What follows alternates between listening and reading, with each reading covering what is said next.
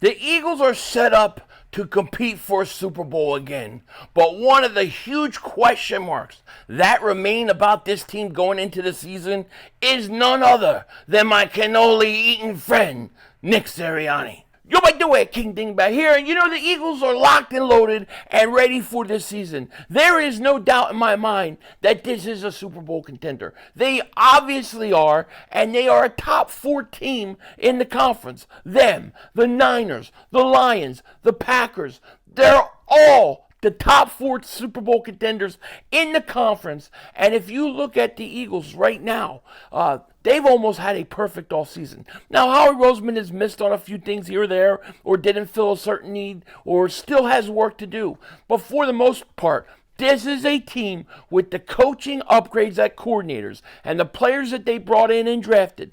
This is a team that should compete for a Super Bowl. One of the giant question marks still out there is Nick Sirianni, our cannoli-eating head coach. Because the truth of the matter is, I don't know what's up with him.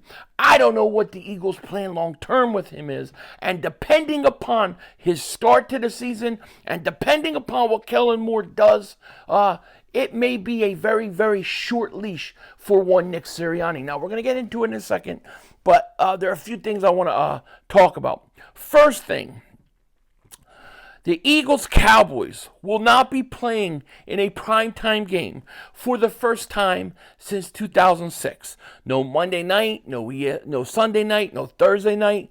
This is going to be the first time. They will be playing on CBS, which I think they said is the first time since like 1993.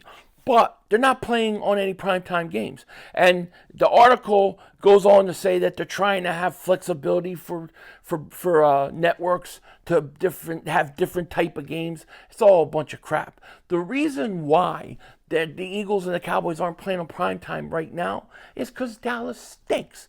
Dallas has dropped the ball. Dallas, nobody's expecting to be any good. Jerry Jones, 10,001 years old. It's his birthday. By the way, happy birthday. Wakes up in the morning at 10,002 years old, brushes his teeth, 10,003 years old, and he's done nothing for his team. Now, at 10,004, 10,005 years old, the guy is sitting there wondering why he's not on primetime playing the Eagles.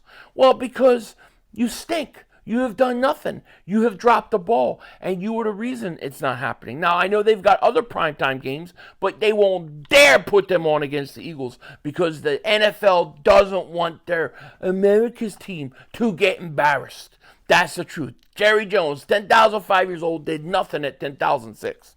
So, the Eagles, Dallas, doesn't look like we're getting a primetime game, which I think kind of sucks. Okay, but I will say this, though. I will say this. If you get to that final game, I think it's December 29th, Eagles, Cowboys in Philly, and the division is on the line. Let's say somehow Dallas wins more games than they should. They get lucky. There is no question that they won't flex that game. They are definitely going to flex that game, and they should. They definitely should. But, yeah, we'll see. In all seriousness, first time since 2006, I think at the all kidding aside, I think that they'll definitely wind up getting flexed one of those games, if not both of them. It will happen. It will happen.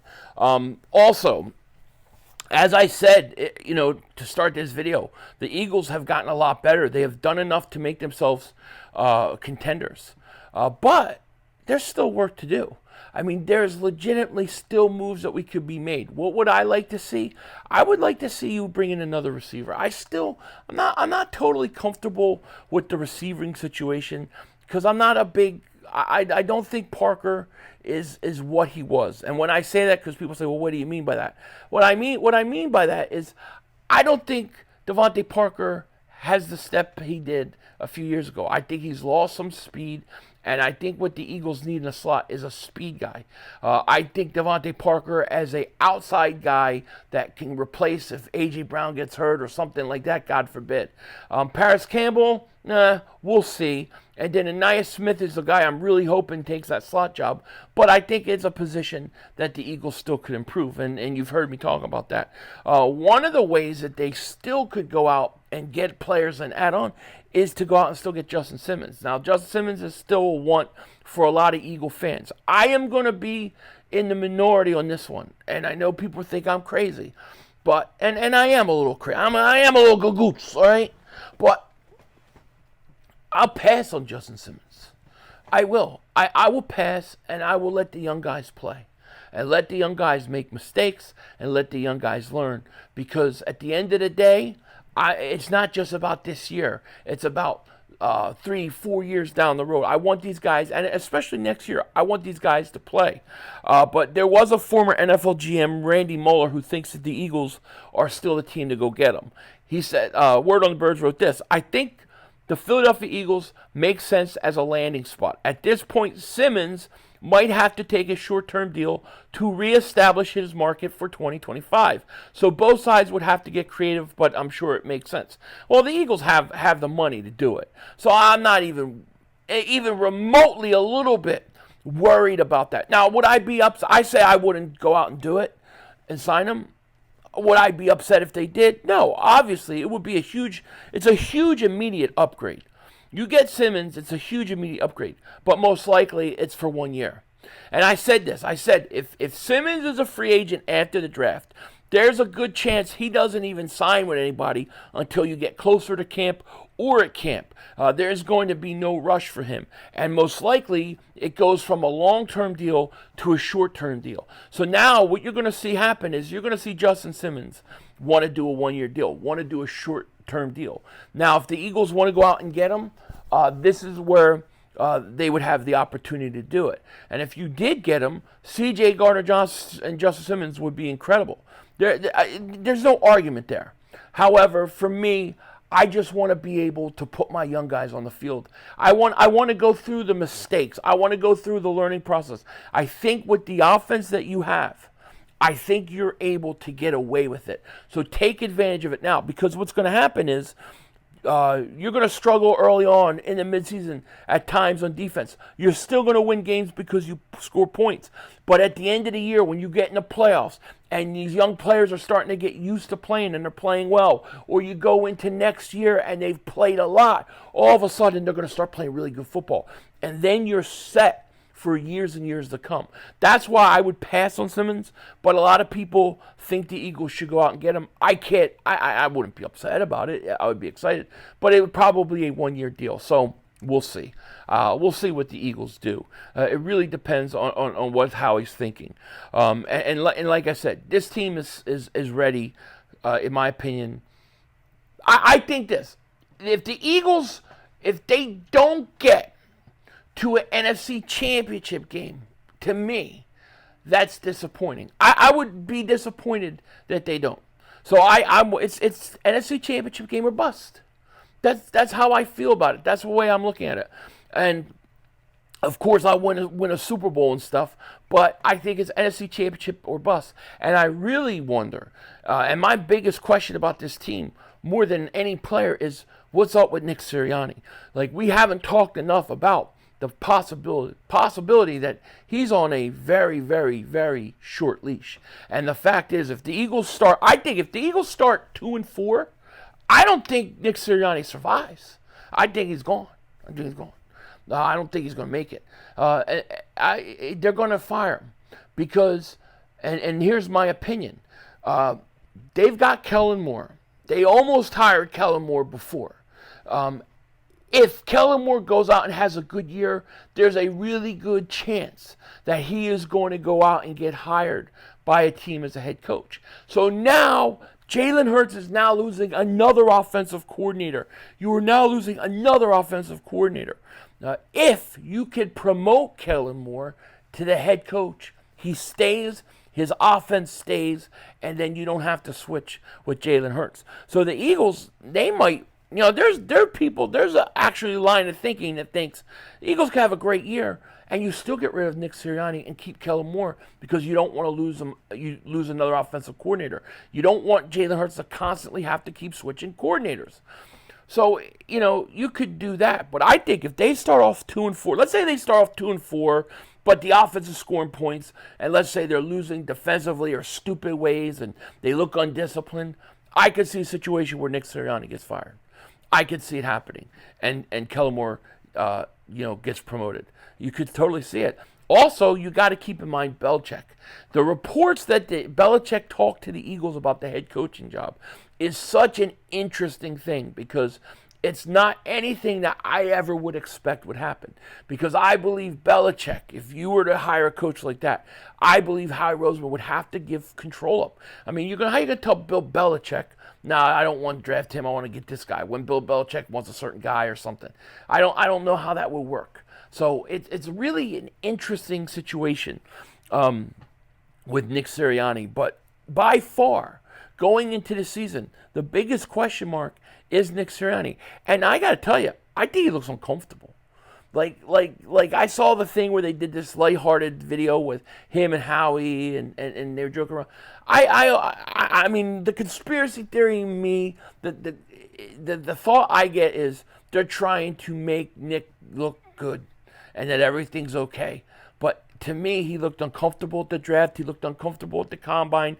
And I just really wonder what power he has left. What's he got left? What's he got left? So to me, he's going to be the biggest question mark. And I really hope he stays out of the offense. Stay out of the game plan. Do not try to put your 4 wide receiver screens in a row on play calls in. Don't do it. He's just got to sit back, manage, and let those guys do their thing. But Nick Sirianni is probably the biggest question mark.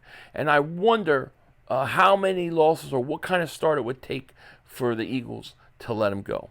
What do you guys think? What would the Eagles have to start out as for him to possibly get canned? Let me know in the comment section. With that said, take care. Talk to you later. Of course, don't be a dingbat. And a reminder, tonight, Philly Shakedown podcast.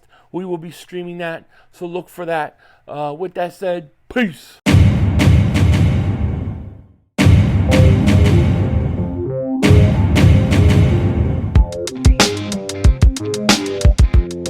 Dallas still stinks.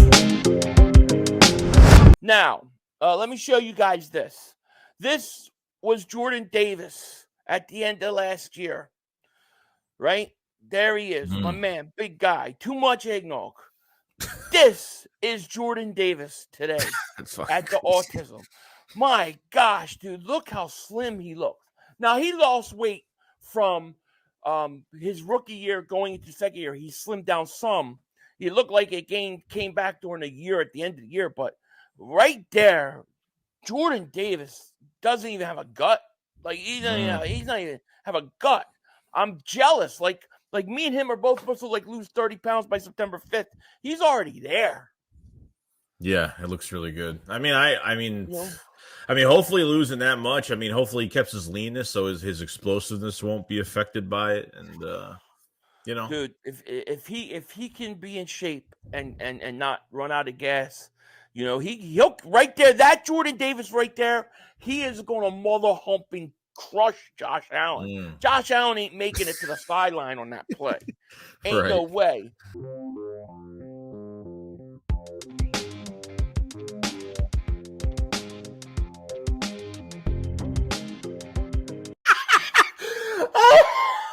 Dude, what the fuck? The Cooper! The flying Oh my god! Oh my god! C'est bon! I'm dizzy. We did it. We transformed the Philadelphia Eagles secondary. We now have a secondary that is going to be good for years to come.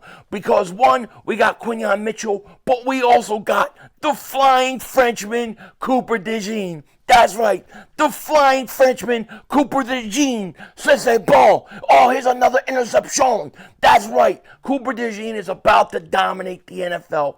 Can't wait to see him out on the field. And if you're like me and you thought this was a great move by the Eagles and you support this pick, then you definitely want to check out this shirt. The Cooper DeJean Flying Frenchman shirt. Look at this thing. You can see it in midair, flying through the air, transforming to an eagle. That's right. Cooper DeJean is here. Link is in the description.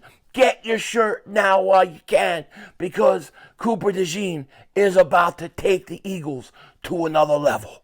Denzel Washington out.